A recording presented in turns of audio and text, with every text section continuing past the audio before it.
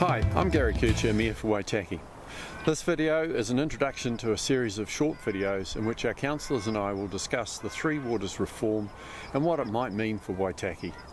There's not a lot of good information in the public arena on how the reforms will affect our water services, and much of what is there is very complex.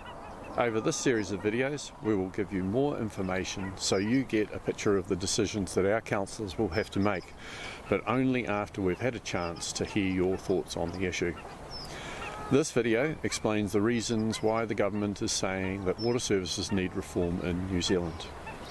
After the Havelock North event where 4 people died, the government determined that the way water services are delivered is not keeping people safe, so change is needed.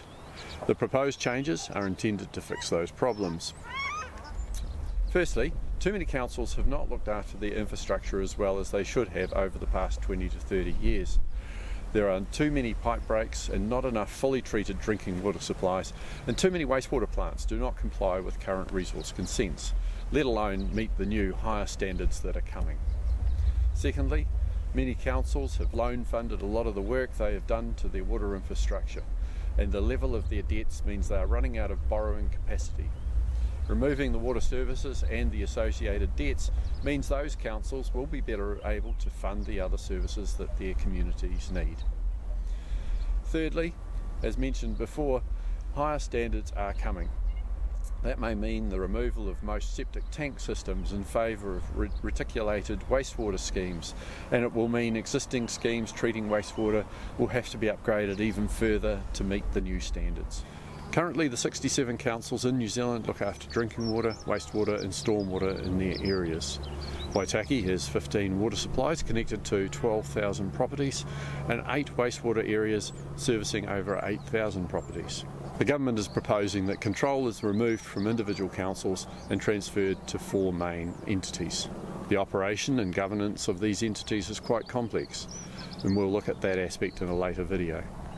It is proposed that water services in Waitaki would be controlled by Entity D, which covers most of the South Island, servicing the needs of around 900,000 people.